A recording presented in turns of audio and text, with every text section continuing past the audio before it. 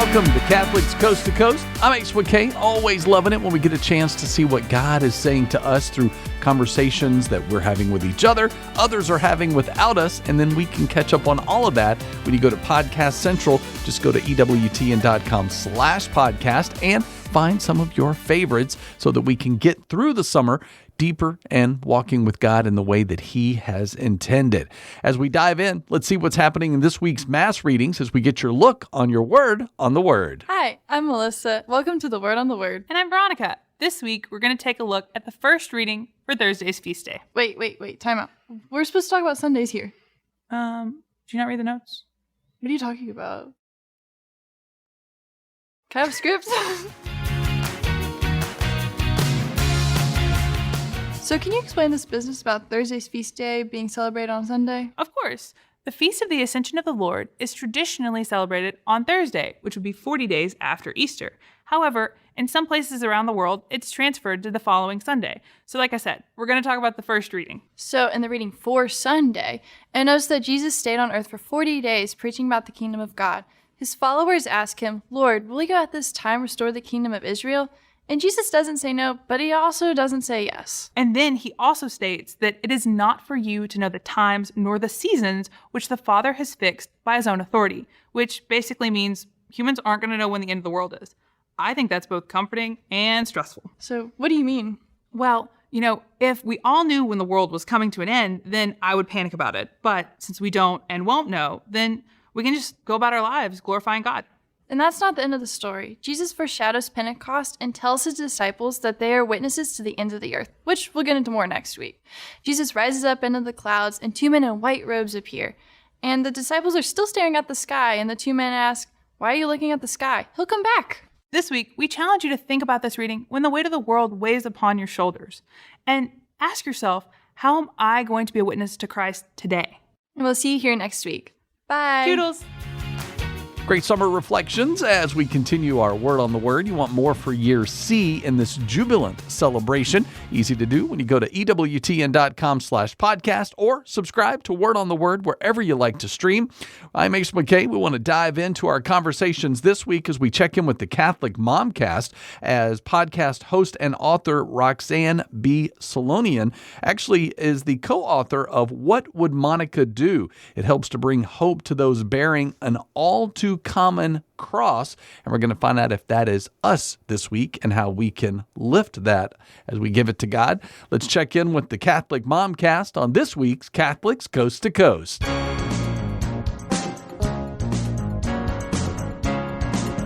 Welcome to the Catholic Momcast.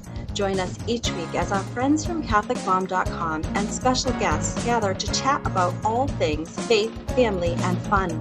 From the latest news in our community to the latest trends in our homes, we invite you to join the conversation. Welcome to another episode of Catholic Momcast. I'm Maria Johnson, and I'm coming to you with another contributor from the Contributors Retreat in Massachusetts. And with us today is Roxanne Solomon, the author of What Would Monica Do? Welcome. Thank you so much. It's great to be here all the way from Fargo, North Dakota. Listen, there are, I think, our contributors are from all over the United States and other parts of the world too, but I've never met anybody from Fargo, North Dakota. I hear that a lot. Is it a real place or is it mythical? It is. It's a great place, actually. I met my husband in Moorhead, Minnesota, which is right over the Red River. The Red River flows from north to south, which isn't a usual way for a river to flow, but it goes from Canada, I think, all the way to Texas. And that's a natural boundary between Minnesota and North Dakota. So I went to school in Minnesota, got married in North Dakota. Then we moved for a bit and came back to our old stomping grounds. We're kind of in the middle. He's from Minnesota. I'm from Montana and have North Dakota relatives. So it's a good spot. It's been a wonderful place to raise our kids. Oh, that's wonderful. Mm-hmm. So how many kids do you have? 5. 19 to 29. Oh, that's a good spread. 3 boys and 2 girls. So nice. Yeah. I've got 3, 2 girls and 1 boy. Okay. Men, 1 women. It's crazy when they grow up and become men and women. I remember one of the first times, well, it was kind of a grieving moment because my dad died in 2013, so he didn't really get to see my sons grow up, and he he has 2 daughters, and then my mom had sisters, and so there was a lot of women in the family. So I produced, my husband and I, his first grandson, not the first grandchild, but he died before my sons got to be men. And I was in the car one time driving to go visit my mom in Bismarck, North Dakota, and I looked over, I saw my son's hairy legs, and I had a moment of grief. Oh. Because I'm like, yes. I have these men, and my dad would have so enjoyed being with them. He died at 77, so he missed out on the men. So I think of him a lot. But we have a baby in heaven, I hope. My little Gabriel that we lost in miscarriage. So I always think of my dad with our baby. Oh, that's beautiful. That's Yeah. very beautiful. Grief is funny. It just hits us in the most unusual places. Yeah. I Hairy mean, that's legs, really a weird. cup of coffee. Yeah. It's just, that's what it is. Yeah. It's just an ongoing Yeah. relationship with that loss. Yeah. So you've got this beautiful book. What would Monica do? Tell us about that. Well, I have a long friendship with Patty McGuire Armstrong, who lives in Bismarck, North Dakota, very close to my mom. We had met through articles someone had done during Mother's Day one year about Catholic mothers from all over the place, and I realized she was from North Dakota, and it's not that big of a state, even though she's a couple hours away. But I thought I gotta get to know this fellow Catholic mother writer from North Dakota. So we ended up meeting and slowly began to talk more and more when I would go and visit my mom, especially. She lived nearby. We would go on walks. We would go out for coffee and tea, and eventually just continue to go. And we always wanted to work on a project together, but it was interesting. We were thinking about something completely different, but Monica kept coming onto our path. We're both walkers, and we would go walking together, and Monica just kind of found her way into our friendship. Isn't that incredible? Yeah. I mean, I write about the saints a lot, and people are always asking me, well, why do you pick the saints that you write about? And I go, I don't pick them. They pick me. Yeah. They come into my life. And I think that when you start paying attention, I mean, if you were walking and she kept coming on your path, what a great way to put it. I would see billboards, or I would see, well, recently what I see is somehow a saint keeps popping up in my social media feed, and it's not on the saint day. So why is this saint pursuing me? Yeah, well, Monica came onto my path earlier because my dad had a younger sister. They were very close in age, just a year apart, I believe. And she died of addiction. It's interesting because St. Monica kind of has that in her past too. So I didn't get to know her real well, but I know they were very close. And so her name was Monica. So I did have an aunt, Monica. So as a little girl, I don't know, I was drawn to that name, and then found out about St. Monica, of course, and the story that everyone knows, which is I'm a crier too. And I think there was a blog a while ago that was Monica's Tear or something like that, Yes. And I was drawn to that. I believe tears are a prayer, especially when it comes to seeing them through Monica's eyes. There's a lot in a tear, and God can hear us and hear our hearts through that tear, even if we don't say a word. Sometimes we don't have the words, especially with when our children leave the faith, or a loved one leaves the faith. And so both of us kind of tenderly, gradually shared about this heartache that we shared, that you don't really want to tell the world about, especially if you're a Catholic communicator. You don't want to necessarily share that all of your kids are one by one leaving the faith. The very thing that were committed to, and the reason we are Catholic mothers was to have this family and that help lead them to heaven.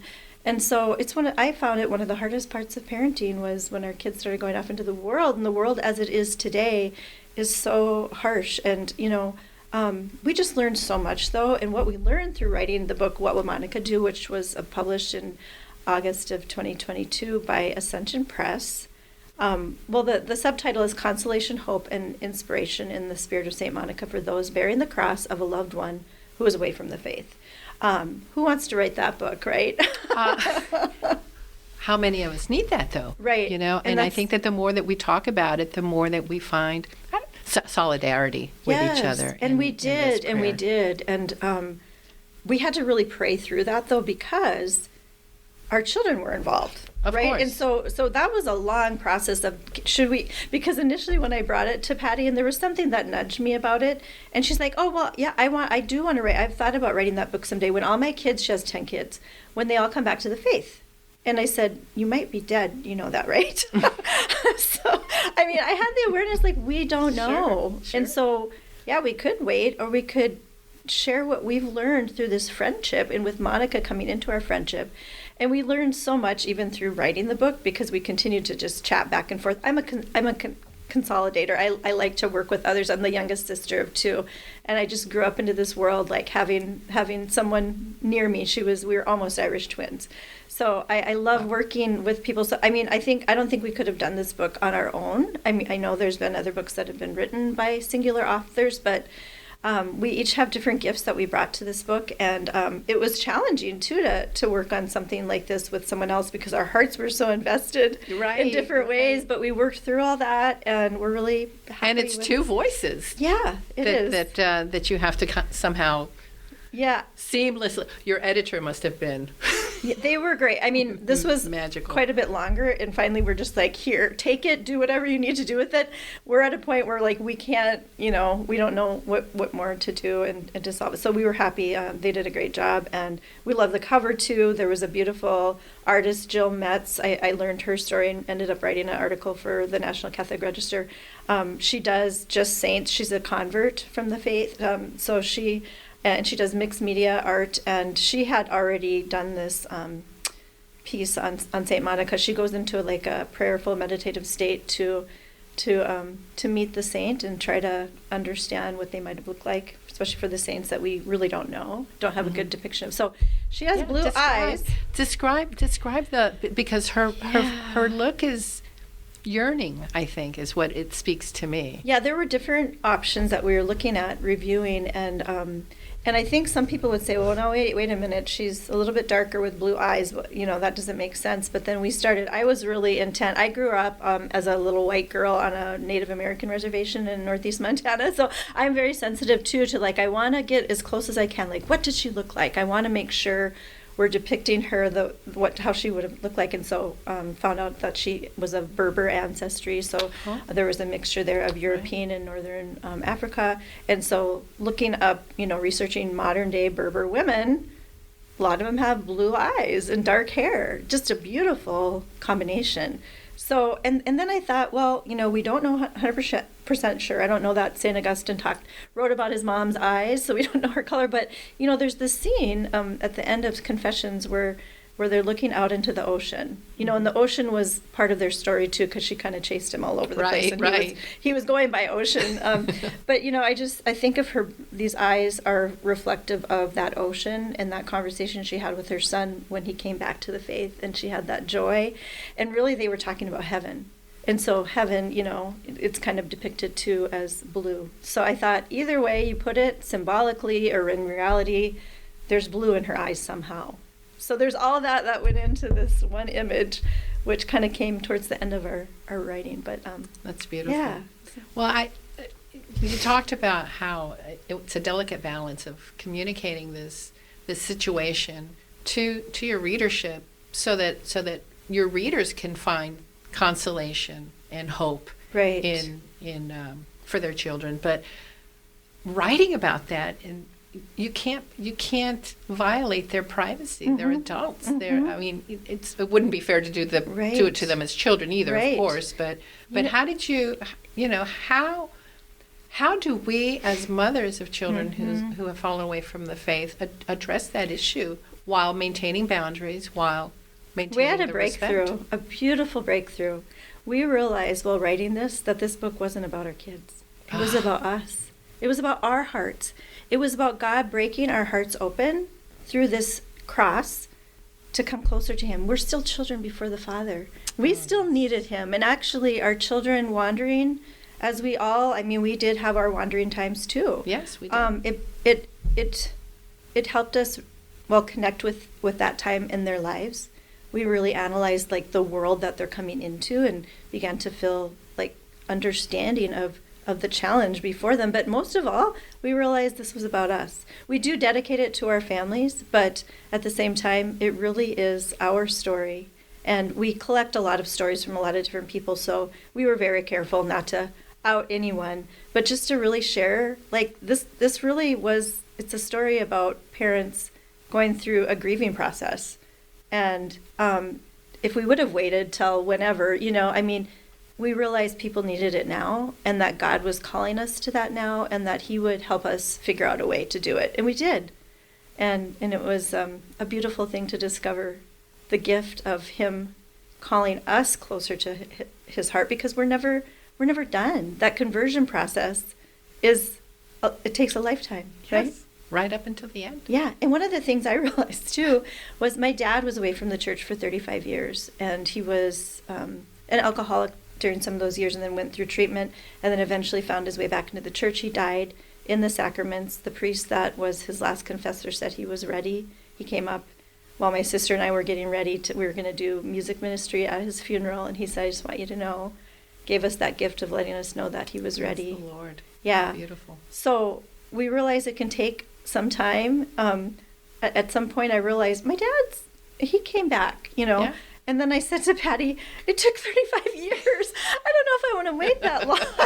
It's painful, It is. And it is a deep wound. But you know what? Sometimes I just think we and I love how you framed it. It's about us and about our relationship with the Lord. Mm-hmm. We have a merciful God right up until the moment that we face him for our judgment. Yeah.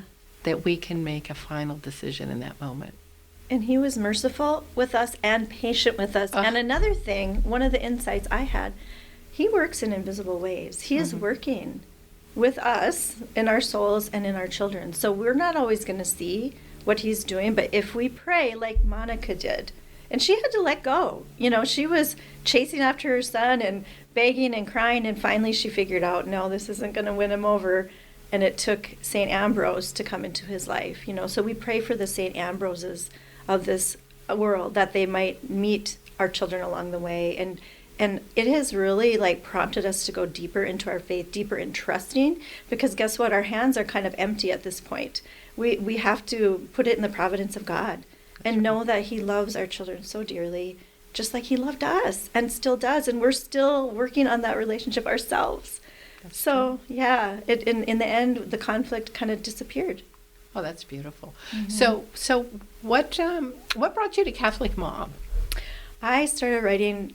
It really started as I was raising my little kids, and the internet was kind of a new thing, and so I was poking around trying to find support, and then I also was I had started in a newspaper and kind of had taken a little bit of a hiatus as they were coming one by one, and kind of trying to do some freelance writing, and I found this website, and I was also growing in my faith, and I connected a lot. I don't even remember, and I suppose I probably don't even have the first article that I wrote, because it was probably on another computer somewhere. I don't even know. It was a long time ago. It's somewhere in the Wayback Machine, right? Yeah, and I remember Lisa sent me a little gift, a little T-shirt through the mail, and I was just like, oh, she was and that's been a part of it. We do this on a volunteer basis, but there's so much support here, and just honoring of our gift of communication. And so different things have come through the years. I got a book contract kind of as a result of being part of this. And so you just don't know how it's going to. So I feel like now I'm 56. It's been probably a couple decades. I don't even know. I kind of wanted to just be here to meet people in person that had been such a support and just a encouragement in my writing as a Catholic mother. And we're little lights in the world, and these little crosses that we carry only make us stronger if we turn to God and go to him in prayer and appeal and put ourselves before him and say, I have nothing.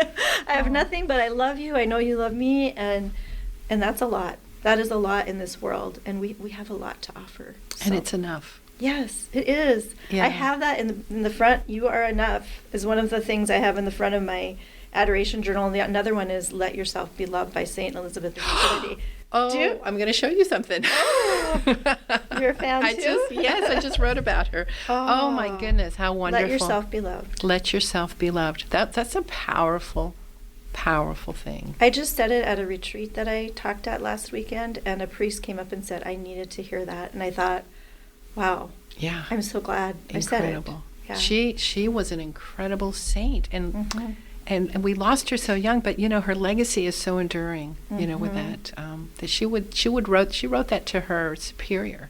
Wow. That's where that quote came from. She was writing it to her superior.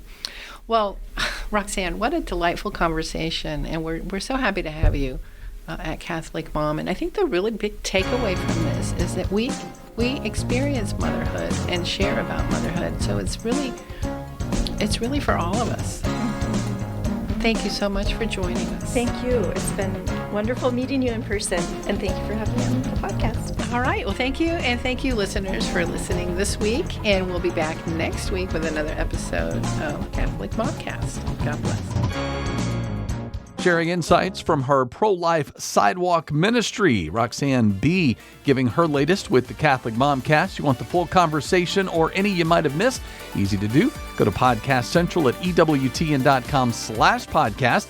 And as we take a quick break, I'm Ace McKay. Going to get into the Catholic Man Show, as we're finding that as time is a gift from God, it's not the enemy, but we definitely need grace, not only to ourselves, but others. And how do we find that? How does our faith help to navigate time management? We'll find out more with the Catholic Man Show when we return on Catholics Coast to Coast. If it's central to the faith, you can find it on EWTN Podcast Central, featuring the best of EWTN radio, as well as faith-filled podcasts from our friends and affiliates across the nation, all in one place, all free. The destination for great Catholic audio programming is EWTN Podcast Central. It's like podcast heaven. Visit EWTN.com/radio/podcasts today. This last Sunday, I went into one of my favorite places in the small town Oklahoma that we go to, the Country Mart. The grocery store of Coweta, America. Yes, the Country Mart, which I just love. It's more expensive. I don't care. Is it much more expensive? I still have never been there. Oh, you haven't? I love going. But I drive by it a lot, and every time I think, that grocery store has to be amazing. It is. It's fantastic. It has to be like everybody talks to everybody. So right. That's exactly what I've always known it was. There's no self-checkout. Right. And do they have bag boys? They have bag boys. What? The bag boy walked the stuff out to my car. They bring it to your car? Yeah. Like back in the day? Right. So I show up there. Bro, that's worth, especially, okay, if you're one of our wives who's trying to show up to a place with a car full of kids. Well, now they have just the park, and they'll bring it out to your car. Yeah, but sometimes you didn't have time to do that ahead of time, you know, and you're showing up and hey, it's a day. It's one of the days, okay? And the fact that they'll bring it out to your car with dude, I love it. A truckload of kids, that is a service. It's worth. It reminds me worth something. When we went to we always just go to Homeland in Henrietta, Oklahoma. Homeland, bro. Yeah, with my grandpa. Anyway, so I show up there in a suit. Just got out of mass. Kids and wife are in the car. Okay. And I was like, I got to run in real quick, get a few things, and we'll run out. So I go in with the suit on. Guy's walking out, and he goes, "Hello, preacher." And I was like, I thought he was talking to somebody, but I didn't realize he was talking to me. And so I just kind of missed the interaction. And so I kept walking in. And then afterwards I realized, I think he may have been talking. I think he was talking to me. That's weird. Anyway, so I went to one area with the little deli and asked for something. And the guy next to me he said, so where are you preaching at? Different guy? Different guy. And I'm like, right here, brother. What? Have a seat. Yeah. And so we started talking, and I was like, I don't preach, and just making disciples of all nations. That's right. And so we talked about, a little bit about Catholic faith. So anyway, I'm checking out. The checkout person, she goes, "Oh, did you just get done preaching for the day?" And then the bad guy goes, "Where do you preach at?" Are you serious? And I'm like, are you kidding me? 4 people ask me where You've got nice hair. That's what it is. It's like you've got preacher's hair. And I realized, because preachers, being a preacher is like being a politician. Like ugly guys don't do it.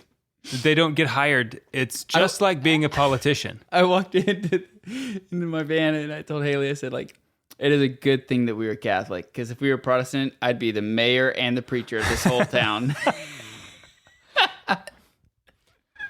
I just about got a discount. Yeah. Just about got a Jesus discount. But it was so funny. Like 4 people thought that I was a preacher in this little small town because I was wearing a suit. That's when you pull the Father Sean Donovan line and you'd be like, yeah, I'm non-denominational Catholic. No kidding. What's that mean? It's pretty incredible. Yes. It's the first. Yeah. I have to, now that I said that, I have to actually justify what non-denominational. So the word, you know this.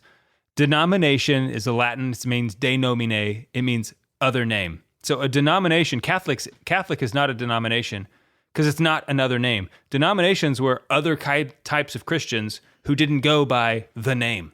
We're not de nomine, we're nomine. Okay? So it's a double negative. The term non-denominational is a double negative. We're not another name. So it's like non-denominational is like really what that means is Catholic. The non-denominational Christians don't know that. But one time I was with Father Donovan at this barbecue place, and the real hipster waiter we had, he told him he was non-denominational Catholic. The guy was like, no way. That's incredible. And it was hilarious. Well, so next week I'm gonna go back with a new suit on, and I'm gonna, when I get asked, I'm gonna be like, I preached on John 6, John chapter 6, the Eucharistic Discourse, and Matthew 16 verse 18, and John 20:23. That's right. Really beautiful text. Really, I tied it all together at the very end. Anyway, yeah, so I thought that was absolutely hilarious. I've never been mistaken for a preacher before. That is so funny, yeah, and it all happened at the same on one day. I mean, it also, I dig it because it's clearly a Christian organization, right? It's like everybody in there, the kinds of people they have hired are the kind of people who would, even recognize that. It was really a very gracious thing to say, to just assume, like, you must be a preacher. That's actually a very kind gesture. Sure. So that's cool. I like it. Yeah, I thought it was the Country Mart. Yes. In Coweta, America. That's right. The last story I'm going to tell about Coweta. It was back in the day. My parents were the first natural family planning teachers in the state of Oklahoma. One of my family's claims to fame. All right. And so if you know, this is the couple-to-couple league, the symptothermal. So, you have to chart all the methods involve charting. And one of the things you keep track of on your chart is your coitus record, right? Because that could be an important thing to, like, hey, we pregnant. Well, you got to keep track of that. So they're doing this class, and, they would typically have like 3 or 4 couples. And at one point they, said, does anyone have any questions? And this real country gentleman, he's like, yeah, what is coitus?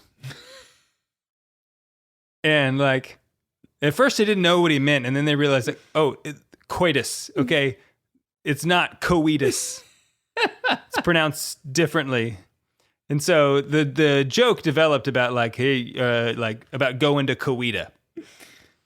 That became like this NFP joke. Anyway, when my in-laws and my parents, they worked together teaching this natural family. Like, so my current in-laws they used to be the like promoters for the class. They would like make sure there were snacks and stuff. So they would work together on this.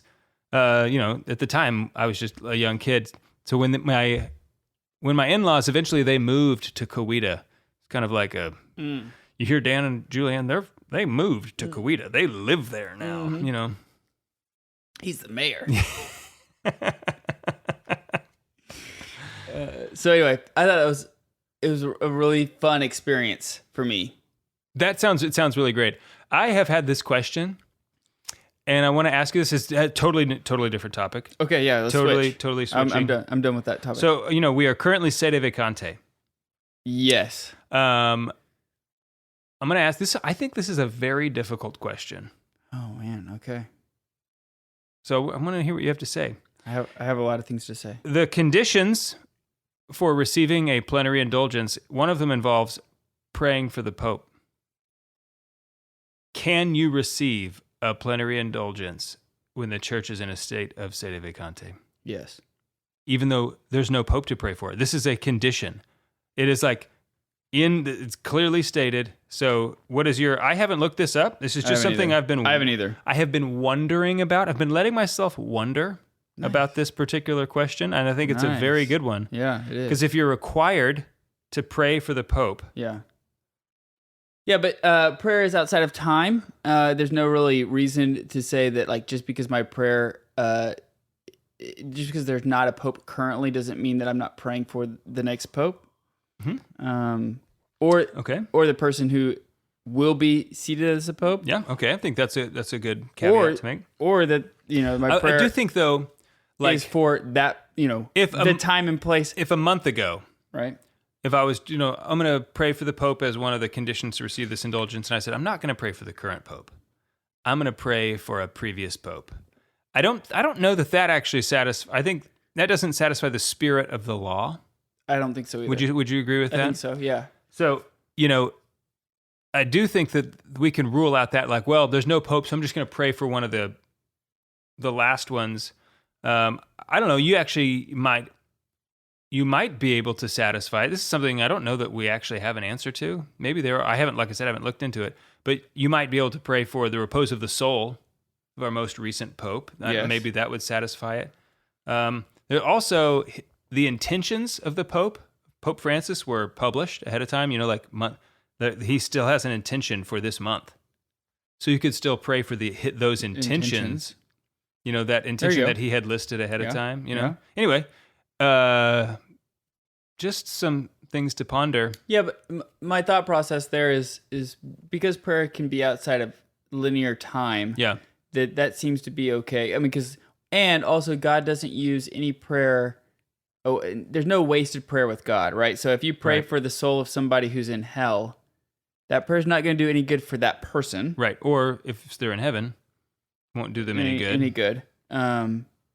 But God's not gonna it's not like, it's a all or nothing kind of mentality. My Catholic sensibilities tell me that praying for the repose of the soul of the recently deceased Pope or for the Pope who will be elected seem to both satisfy the spirit of the law. But that's a good question. I'm absolutely willing to be corrected by someone who knows better than I. All the canon lawyers out there? Yeah. They'd probably know. Or at least have a better sense. Yeah. Hunch. Yes. I would expect them to have a better grasp on the law. Do you have any idea? Do you have any gut takes on who's going to be the next Pope? Nope. Me either. Polymarket does, though. What? Polymarket does. Okay, I don't know that. You can tell me about it, though. Do you feel like God is calling you to go on a pilgrimage? Well, for the last 34 years, Select International Tours has been leading pilgrimages to holy sites all over the world. And when you go on pilgrimages, Dave, you want to make sure you have the best hotels, you're touring with the best guides, and every detail has been addressed. And that's exactly what you're getting with Select International Tours. So, for more information, go to their brand new website, selectinternationaltours.com. They have been a sponsor of the Catholic Man Show for a long time now. Even during the COVID pandemic, they were still sponsoring our show. A lot of other tour companies were really shutting down. These guys were consistent. So go to selectinternationaltours.com to find out more information about all the great pilgrimages they offer all over the world.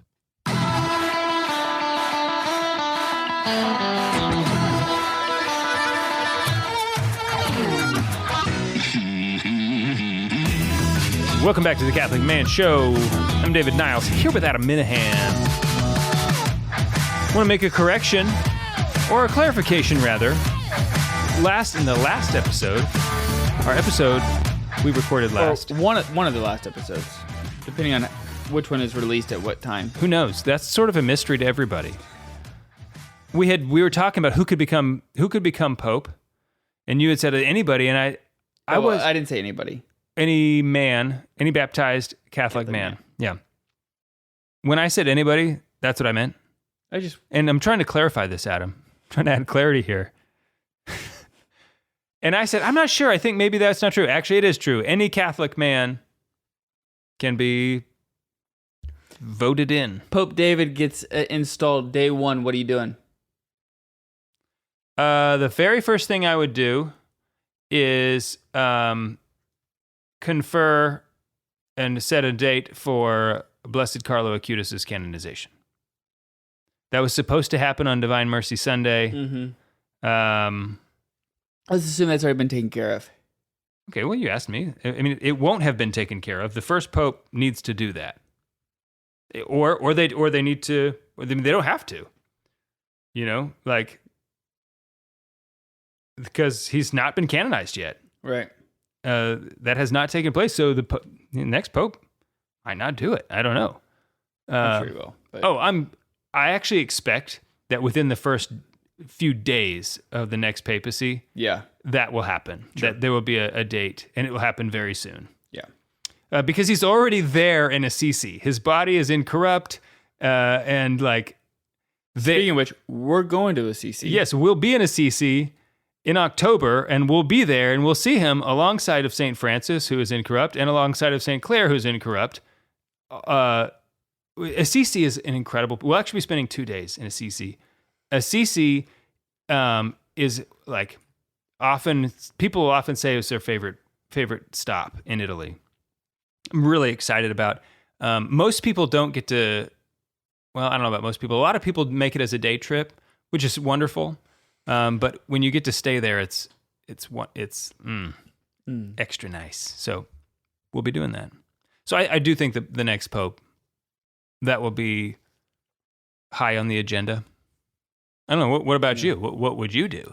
Without a doubt, suppress the Jesuits. No, I'm just joking. Are you joking? I'm just joking. Yes, I'm joking. There's some great Jesuits out there. Yes, of course. Father Mitch Pack was fantastic. But think Father about Robert how Spitzer. good of a Dominican he'd be. He'd be even a better Dominican. No, I'm just joking. No, I have no idea. I have no idea what I would do. You're mostly joking about the Jesuits? No, I'm joking. 100% joking? I'm joking, yes. You're not going to put a percentage on it? There's no reason to. Polymarket didn't have it. Okay. Which, by the way, you were asking. Polymarket I wasn't familiar with it. Yeah, it's like a predicting the market. Vegas. It's the Vegas odds. For predictions, you can actually bet on who the next pope is right now. Oh, yeah, totally. You can bet on anything. Yes. Yeah. Ridiculous things. I mean, there are people who are putting money down on things that are, you would say, this is dumb. There are some things you see and you're like, this is how we know people have a problem with this sort of thing. In fact, it's 100% of the people who are betting on this, all of them. We need help. We need to help them. Send someone to help these people. Yeah. Hey, so today we're going to talk about time management. We're going to talk about time management for Catholic dads. Now, which is really funny because it was just very humorous that I had decided to talk about this topic. Preparing for it, I felt like, okay, this is good. I think this will be helpful. And the day that we're coming to record this episode, my day was just crazy. And full of there's a lot of disorder happening around, just not things that normally happen, and me trying to play catch up and trying to figure out wait, why is this over here? What is this doing over here? Why are the kids over here? I was finally I got the kids down to bed, and I was like, okay, gotta get over to Dave's house, drive up. I was gonna put the chickens up for the night, and then head out. And as I'm driving over to put the chickens up, I look over, and one of my cows is in a different spot. It was not where it was supposed to be. It was in a wrong pasture, and I'm like, what? What is going on there? So I'm like, okay. So I run over there, and I open the gate very slowly, Don't calm spook down, them. don't spook them. and go grab food and bucket and shake it and hey cattle. That's my call. You got to have a call. But yeah. what is your call? I say, hey, cows. Okay. I say, hey cattle. That's what I say. Cows! Get over here! My next set of cows, I'm gonna do something way funnier. Yeah. I don't know. I don't know what it would be. Anyway, just like a yeah. But anyway, so I finally get it back. Anyway, there was a lot of just chaos today in time management, which is what we'll be talking about this evening. If we have time. I don't know I don't know if we'll get through it all. We'll try to. So the first thing I wanted to think about when it comes to time management is just like time itself and our thought process of what time is in the modern era. Time is something that we can't get back, right? It's something that is a gift to us. Right. It's not something we can buy more of. Mm-hmm. It's not something we can earn more of. It is a complete gift. And so this gift is not an enemy. Mm-hmm. And you can't save it. You can't hold on to it. You can't build it up. Yeah, right. Right. It's a lot like grace that it's available in this moment only. In the moment. Right. You can't save grace. You can't use it later. Time is the same way. Right. And so it's not an enemy. And I don't know about you, but there's been many of times in my life where I have said things like, you know what, dude, I just got to get past this point in my life so I can move on to the next thing. Mm-hmm. So I can keep my head above water here so I can get to that next thing. Sure. Yeah. It's like, but really, the old thing is like, once you get married, it's like, it's just a life full of, we just got to get past this next weekend over and over again until you die. Mm-hmm.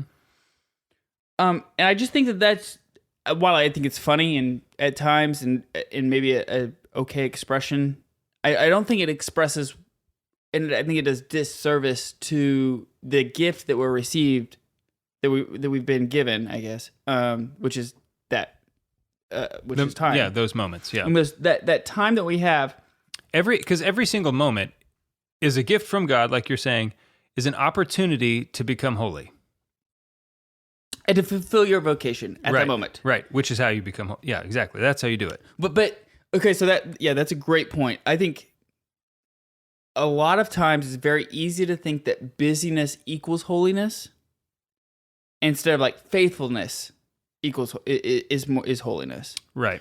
Right, because I think we can get into the heresy of earning grace, of or earning God's love, or if I just do this next thing, God, maybe God will allow this other thing to happen, or if I'm going to do this thing. We kind of talked about this in that compunction episode, right? Is that once you get out of confession, you're like, okay, Lord, I'm just going to do all these things for you. I'm so sorry. For all those sins, I'm just going to make up for it by doing all these things. Instead of just stopping, pausing, and saying Lord, what do you want me to do? Mm-hmm. Right. Right. And so there's so many times in my life, at least, where I feel like in order for me to be a good Catholic, in order for me to be a good husband, in order for me to be a good father, I have to do this thing and this thing and this thing and this thing. And then once I accomplish all those things, and once I have dominion over all of these tasks, then the halo will be given to me. Then I will be beatified. Then holiness really kicks in. And a lot of times, in those moments of busyness, or enduring, and just got to get past this weekend. Sometimes that objectively is true. There is maybe something this weekend that's gonna be difficult for you, and you're not gonna enjoy it, and you do kind of need to get past it. But there's a key distinction. It's a subtle distinction between the saint and someone who's not quite at sainthood. And it is just a resignation to the divine providence, right? That you might joyfully resign yourself, because it's clearly God's will for you to do whatever it is that you just need to get past. And so just remembering to do that. Which is not easy. It's an interior disposition that might not look any different on the outside. But that's what makes one person holy and the person next to them as just pushing through. This is the holy detachment, right? Yeah. I mean, isn't that what? And yeah, it's divine abandonment to divine providence. Right. Same. I mean, when you get into like some of these holy concepts, a lot of overlap. Yes. The Venn diagrams, with the overlapping, a lot of overlapping sections. And maybe this is just our human nature, right? Where as humans, we want to. It's very hard for us to do it like John 15, where you lay down your life for the other. Greatest, no greater love is this than to lay down your life for the other. This understanding of the Thomistic idea of love, of willing the good for the other's sake, not for anything that you could gain from this. Because a lot of times in your pride or ego or desire to be loved yourself, you want the best for the other so that it's reciprocated. So that, okay, good, now they're going to do that for me back. My dad did that for me, so I'm going to do this and maybe I'll get it back. But that's just not how God works. That's just not how divine love works. And so it's very hard to wrap your mind around that busyness does not equal holiness.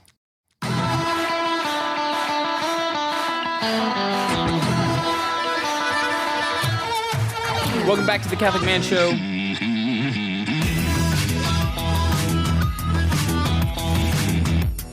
I apologize to all of our listeners out there who have been wondering, hey, are you guys having a scotch tonight? Yes, we are.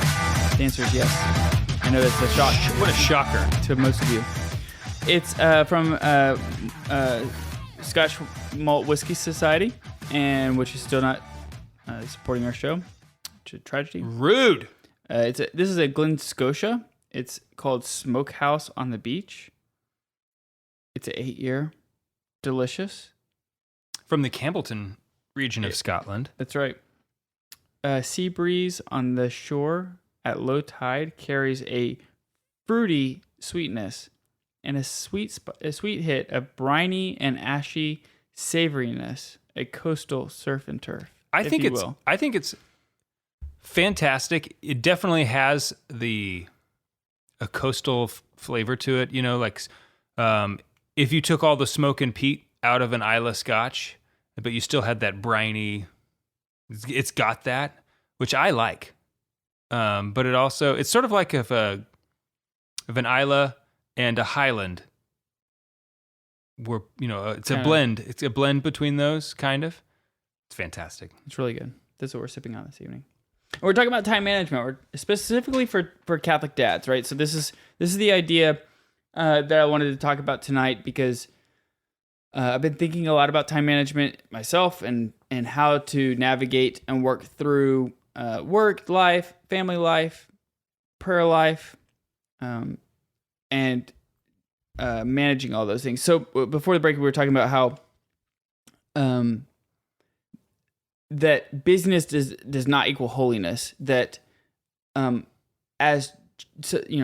father wound is real in this life.